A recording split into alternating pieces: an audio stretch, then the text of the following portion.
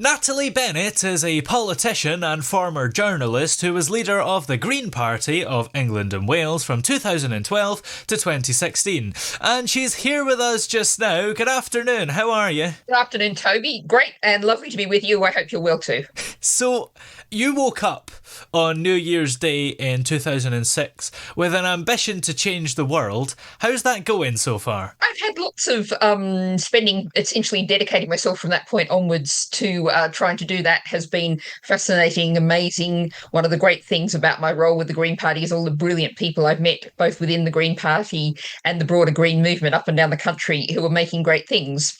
So, I've been saying for best part of a decade now that the future of politics doesn't look like the past, and things are going to change. And I think that's more evident than it was when I became Green Party leader in 2012, and certainly that it was in 2006. And what was it that actually prompted you to transition from working as a journalist into politics? Well, I'd always thought that I would get out of journalism at some stage. I'd spent years in Bangkok working for the Bangkok Post, working for United Nations agencies. Before that, I'd worked in journalism in Australia, then finished up through the London papers, editor of the Guardian Weekly. And I was mostly doing international news through those years. And I know that, year after year, story of famine, story of war, story of disaster after disaster, it wears people down. And I always thought that I'd go either the United Nations route or towards NGOs, the third sector, at some stage. The Green Party politics was not what I expected, but the underlying desire to change the news rather than report it certainly pointed in that direction. Do you think your background in journalism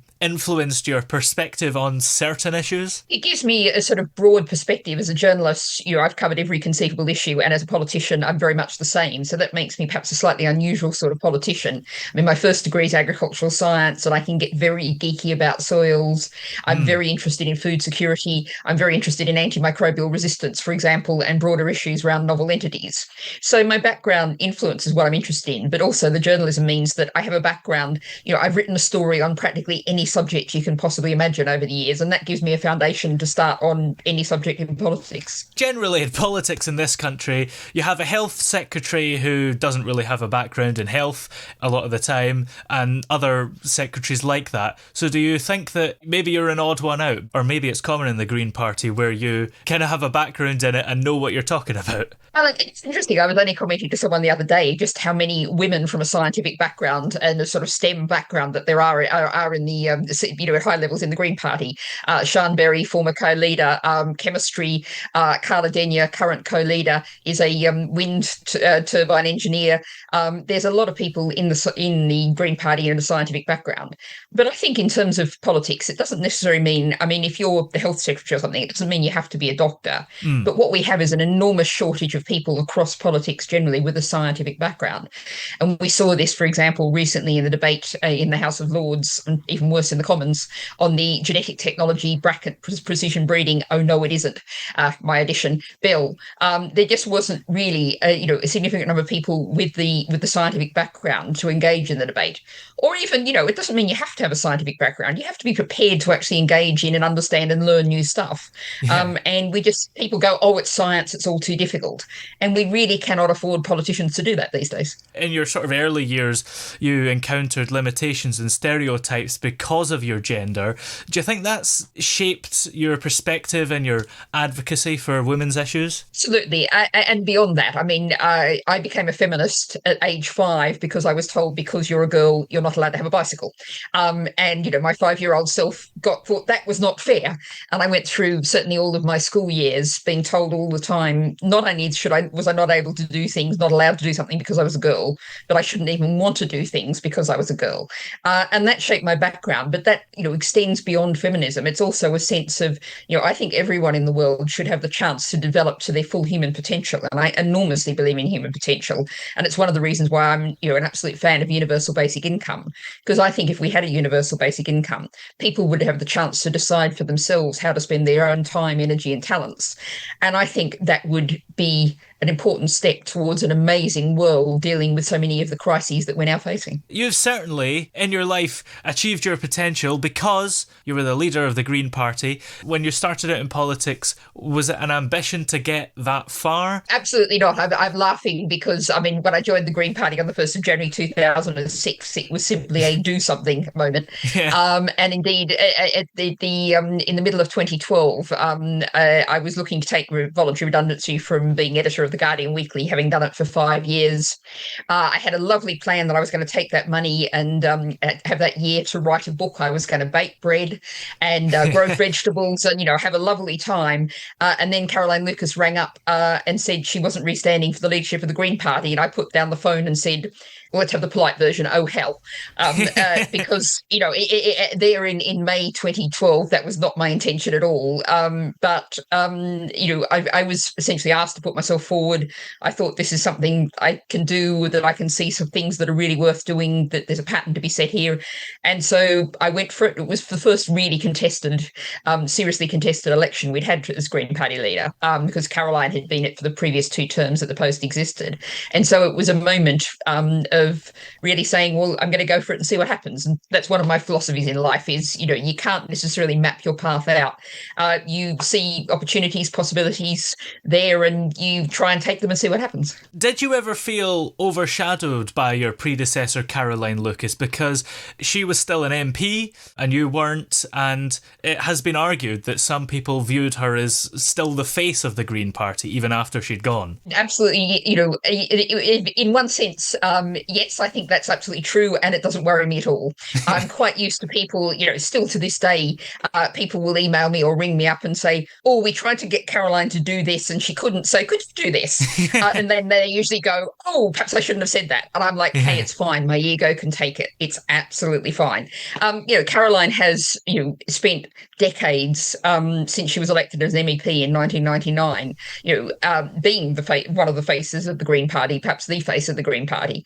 And of course, that is hugely important to us. But one of the things is, in the Green Party, we view leadership very differently. We don't think of it as a greasy pole that you clamber up to the top of and cling there until someone rips you off, kicking and screaming.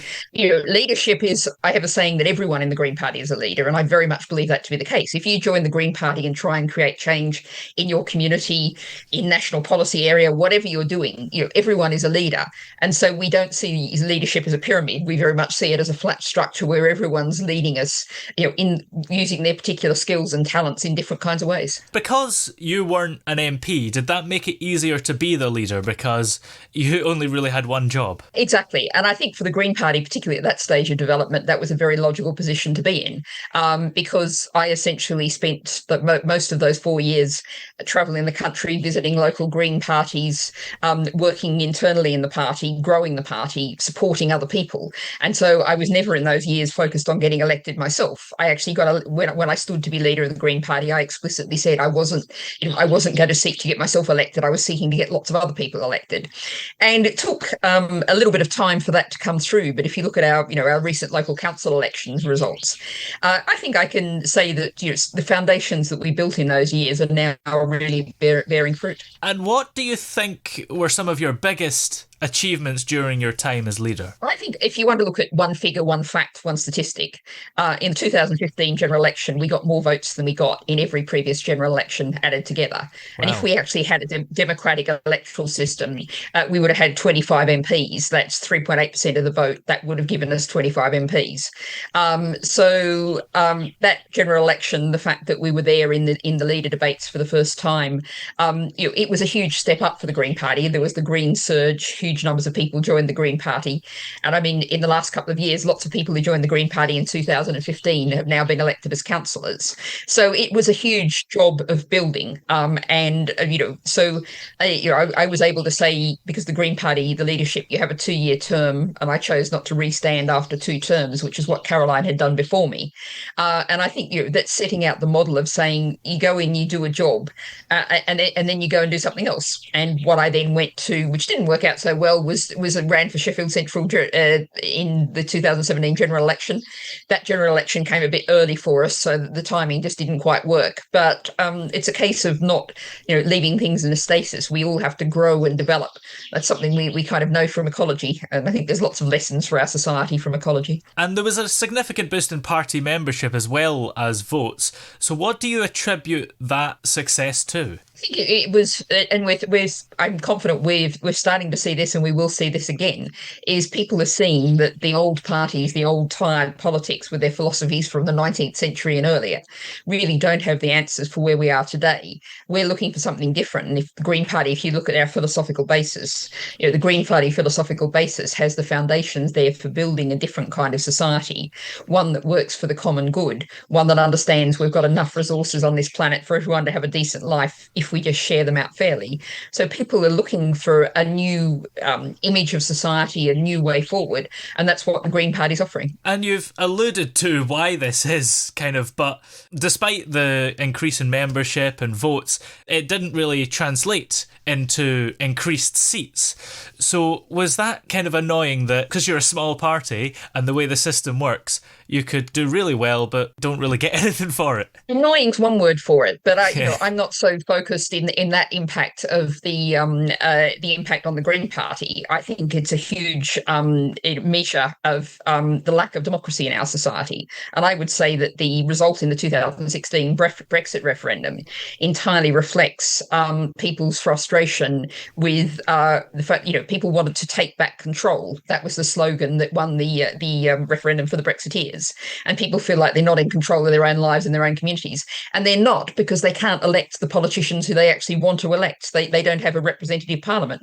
Boris Johnson got 100% of the power in 2019 with 44% of support from the people who voted, around about 35% of eligible voters. And I've got a hashtag, no way to run a country. What would you say to somebody who's thinking of voting for the Green Party? Maybe they agree with you 100%, but they think it might be a wasted vote because in most constituencies you're maybe going to come third or fourth. First of all, I'd point out that there are many elections occurring in the UK. We've just had local elections where we elected 200 new councillors elected. We now have a record number of councillors. If you look at the graph, and every single one of those in England and Wales was elected under the first past the post system. So, of course, we talk all the time about the need to give Britain a modern, democratic, functional constitution, but we don't have to wait for that. And when we're talking about the next general election, whenever it might be, there's great potential with Carla Denyer in Bristol, with Adrian Ramsey in Waveney Valley, with Ellie Chowns in North Herefordshire. And there's what I call an other seat. And I don't know which one that is. Or even which ones it is. But, the world is changing fast. Lots of people are now seeing Greens running their council, part of rainbow coalitions, liking what they see. And I've long been saying the future of politics doesn't look like the past. And that's, I think, very, very evident. So vote for what you want, and you just, there's a good chance that you'll get it. And you will also be sending a signal that this is the kind of future society you want. Whereas if you vote for parties that are the more tired old, same old, you're sending a signal that you're happy enough with how things are. And if somebody's absolutely adamant in voting for one of the major parties, because maybe where they live in their council ward or whatever, if they vote for Green, they've got no chance, which one would you say is the least evil? Well, I would say that's easy. Never vote for a Tory. That's a very easy option. In terms of that's a political philosophy based on inequality, based on privatisation, based on the dominance of the financial sector. A handful of housing markets. I've just been looking at the stats of they've just forbidden the Green Minister in Scotland from including glass bottles in the bottle deposit scheme, having just had a donation from the Wine and Spirits Trade Association. So that's a very easy one. After that, I'll leave it up to people. But get Greens elected, vote Green is always my message. Now, you were given a peerage in 2019. What are your views on the House of Lords itself? And was that a spider or something that just went across the webcam? Possibly. It might have been a fly. It's summer, it's the weather we're having these days. We'll talk to climate change later, to climate emergency later. Sorry, I've now entirely forgotten what the question was. Yeah, so what are your views on the House of Lords itself? Oh, okay. Very, very easy. As I told the Yorkshire Post, you can still find the story out there. When I was offered the peer, or when it was announced that I had the peerage, my aim is to abolish my own job as soon as possible. It's sometimes considered a life sentence because, as current things are currently arranged, you are there for life. But my intention is to institute, as part of a much broader institution of a modern democratic functional constitution, to have a fully elected second chamber. And so therefore I won't be there through the peerage at least anymore. How do you imagine the chamber looking, and how will you go about changing it? Because it's something that's maybe deep rooted in our parliamentary system, and it might take a while to change and convince people. Well, I don't think that people really need to be convinced that we should not have 92 hereditary peers still in the chamber, people who were there simply because of who their father, and it nearly always is their father. All of the hereditaries are currently male, or indeed because they're a Church of England bishop. I think there's very few people who will defend the current structure or the patronage structure that puts people in because they've donated a large chunk of money to the Conservative Party. That's no way, hashtag again, no way to run a country. There's a thing coming along here. Yeah. So I think people's desire for change, but I've actually got this all set out, and I inherited this from Jenny Jones, my fellow Green peer, so I can't take any credit for it. But there is the Elections and Other Reform House of Lords Bill brackets 2019, and that sets up a house where people are elected for one 10-year term on a 5-year in and out cycle, so 50% at a time. You can't go then from the Lords to the Commons. You can't do a second term. So the idea is this is something you regard as a term of service, that you serve the nation, you go in and do that for 10 years, and then you go off and do something else. And it's also set up in a way to really encourage the crossbenchers, which are the good part of the House of Lords. That's the non-party people like John Bird, founder of The Big Issue, Sir Simon Woolley, Lord Woolley, Operation Black Vote founder, Deborah Bull, used to be a ballet dancer. Really good people like that who do good work based on their professional life. It's possible to set up a list of people who could stand under that banner, and that's something that our system aims to encourage. And I think one of the things people say, would people vote for it? But if you look at Australia, for example, where they have an upper house that's elected through proportional representation, and people vote really differently to the Senate in Australia than they do for the lower house, because people are saying, right, this is a house of review, this is the kind of person I want checking things. And it's possible to set up a system where people can vote for that in that kind of way. And would you stand for election in the House of Lords, or will you be done with it when you've achieved your goal? Oh, that's an interesting question. The thing about politics is they never say never. I sometimes say, when the first Green government comes in, that's when I'll retire and go off to write history books. But that might not be true, so I might not be able to make myself do that. I think we'll have to put that in the we'll see basket. I mean, there's plenty of other things I'd like to do in my life. I've got my first book coming out now. I'm talking to a publisher about a second. I wouldn't have any shortage of things to do, and it would still be doing politics. Whether it would be in the House or not, who knows? Yes. Now, you mentioned the climate crisis, so if there was a Green government right now, and let's say you were the Prime Minister, what would you be doing? In terms of some of the easy, direct things to do, stop all new oil and gas exploration and development. And, you might say that's just what the Labor Party's done finally, and we're very pleased to see that where Greens lead, others follow. We'd be looking at a massive effort to train up people and to insulate the nation's homes, to lift the terrible standard of housing stock, because the cleanest, greenest energy you can possibly have is the energy you don't need to use.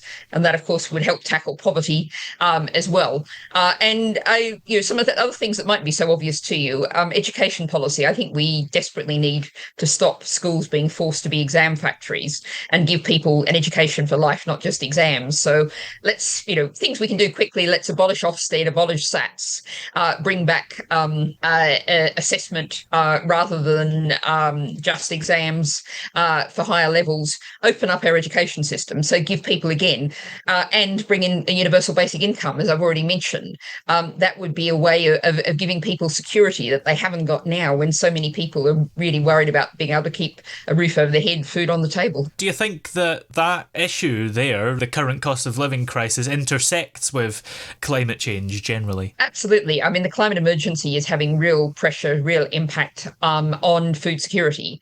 And, we have come a little bit of a way. I was having a really good farming event last week, a week or so back, talking about food security. And this was after the government's farm to fork summit that they had at Downing Street, which was a pretty weak effort, but at least it was a step upward from Boris Johnson, who, when asked about food security, said, "Oh, that's a job for the supermarkets." So at least, we are seeing small steps in the direction of understanding we cannot keep relying on the rest of the world to feed us. We're relying on other people's labour, other people's soils, other people's water supplies to feed us. We absolutely have to focus on producing food for ourselves, on producing fresh, healthy food. One of my aims in life, and you'll probably hear me yelling from the rooftops on Twitter when this happens, is I finally get the government to acknowledge that ultra-processed food is a category and a huge issue for public health and well-being. So there's all of those kind of issues that really desperately need to be tackled around food. And, the other thing, of course, is insulation, home energy efficiency. Those are two of the big things. The other thing is, of course, relying on private supply of our housing stock.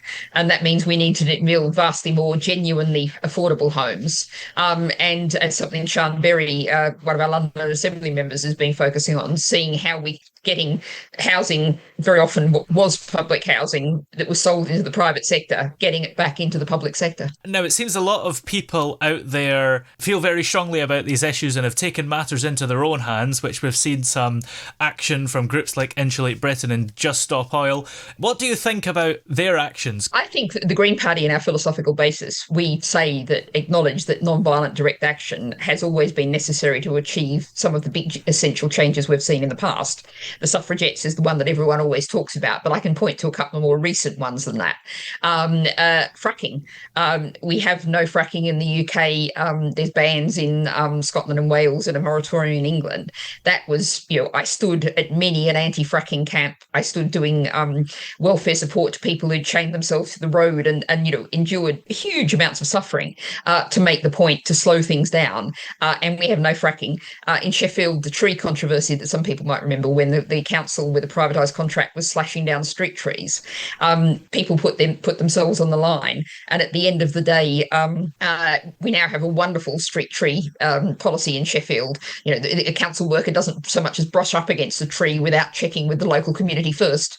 And that's the kind of thing that non-violent direct action can achieve. And, I think is frequently, sadly, necessary when the government refuses to listen both to the science and to public opinion. Now, do you disagree with any policies the Green Party have at the moment? It's interesting because it is actually a huge luxury that I can say no to that question.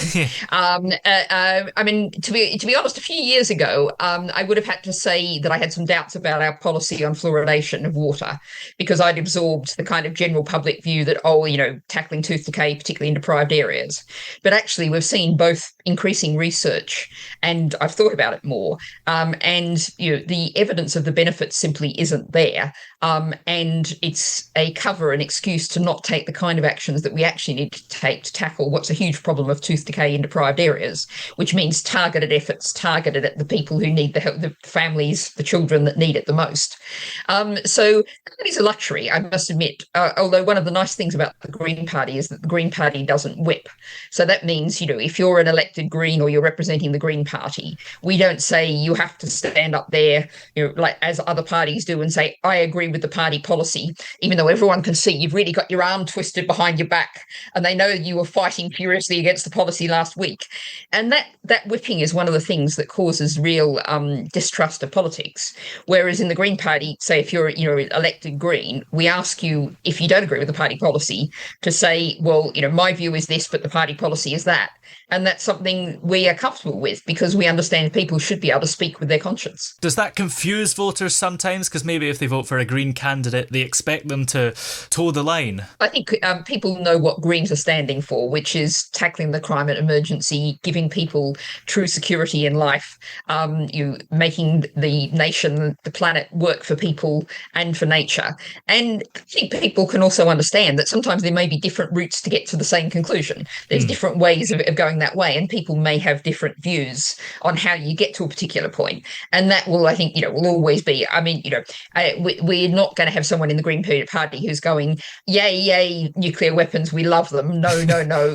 That is not an acceptable Green. There are things that would not fit. Yeah. You would not be there. You would be bringing the party into disrepute.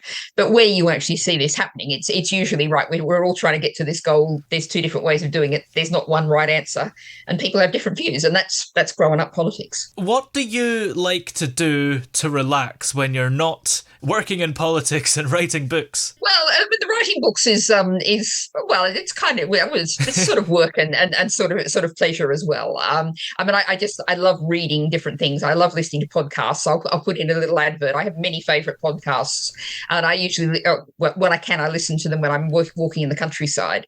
The New Books Network podcast, which is a whole range of authors of academic monographs of every subject you can possibly imagine under the sun, being interviewed for an hour about their book, which is almost like reading the book.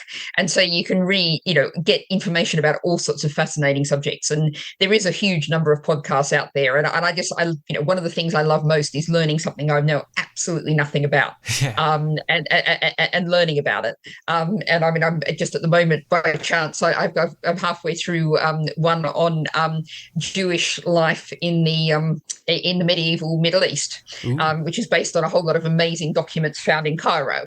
And just listening to that and hearing about that and learning about that is just fascinating. Yeah, that sounds fascinating. Are there any particular TV shows that you're enjoying watching at the moment? I'm afraid I'm a terrible person to ask about TV shows because I don't watch TV. I have occasionally had a Netflix subscription. I've got a weakness for the Last Kingdom series, and actually they've just had a movie out that finishes off the Bernard Cornwell books.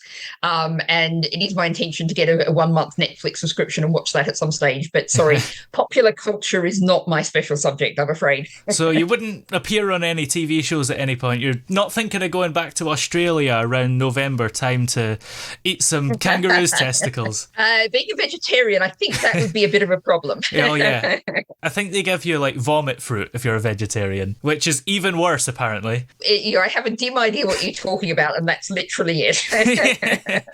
Well, you've got your book, which is coming out soon. It's called Change Everything, and it's based on people crowdfunding it, right? It's published through Unbound, and I really love this model because it's kind of like if you go back a few centuries, it used to be that aristocrats would pay for an author to write a book and get a book published, and so there'd be a large bit in front saying this aristocrat is a wonderful person, and the author would write all this probably untrue spiel about how wonderful they are.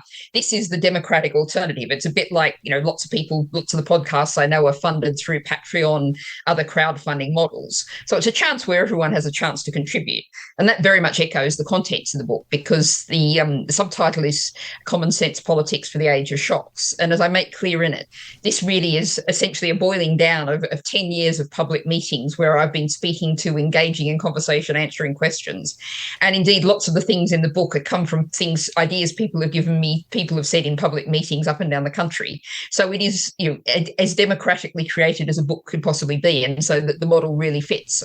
And just to put the little advert in, Change Everything, Common Sense Politics for the Age of Shocks. If you Google that, you can still put from £10 upwards, which will get you the ebook, still get your name inside, testing to the fact that you supported it. What if people don't want their name to say that they supported it? I don't know, maybe they want to read it as an impartial observer. You can still, you have a choice right up to when the book goes to the printers, essentially. So you'll have a choice for about a year whether you finally want to or not, or if you change your mind later or whatever. So, you put money in without putting your name in. But I really like the fact that there's going to be many hundreds of people whose contribution to the book is actually recorded in its pages. Now, what are your predictions for the Green Party at the next general election, shall we say, in terms of seats and votes? Votes, I haven't really worked out the figures on the votes, but certainly in terms of seats, I think 5 seats and upwards. I've already named some of the seats: Carla Denyer in Bristol, Adrian Ramsey in Waveney Valley, Ellie Chowns in North Herefordshire, and a mystery 1 or 2 or more coming from who knows where. So I think 5 seats and upwards. And of course, there's some people are going around suggesting next election might be a done deal. Liberal and Labor might sweep it through. And that's possible, but I think it's actually unlikely. So 5 seats could turn out to be very significant indeed. Yes. But what I'm also focused on, and the next election where we know the result is we know when it's going to be, is the next May next year. There'll be another big set of council elections, and we've now got, at last count, 473 principal authority council elections, and that's up from 75 8 years ago. We're aiming for 900 councillors after those coming elections, and that's a very nice number, but would also mean in the local government association we'd then have our own group in the local government association. So it will be another real step forward for the party. Well, where are we able to keep up to date with you and find the book, of course? Okay, well, the book is, if you look on unbound.co.uk, you'll find Natalie Bennett, or look on my website, which is nataliebennett.org.uk. You will find me on Twitter, on Facebook, on Instagram, on LinkedIn, and on TikTok, one of the few members of the House of Lords on TikTok. Yes. Well, just before we go, to put you completely on the spot, is there a particular song that we can play for you? Ooh, okay, this is going to be very, very reflecting my age, but I think it's a very, very powerful anti-war song, drawing on my Australian origins. I was only 19. A song about a young man going off to war and coming back maimed. And, it's a sign of what bad political choices do. And, I want to look forward and be hopeful, but we can look at the mistakes of the past and let's say never again. Let's not keep heading in this direction. Well, many thanks for joining us today. It's been great having you here. Great. Lovely. Really enjoyed our conversation. Thanks very much, Toby.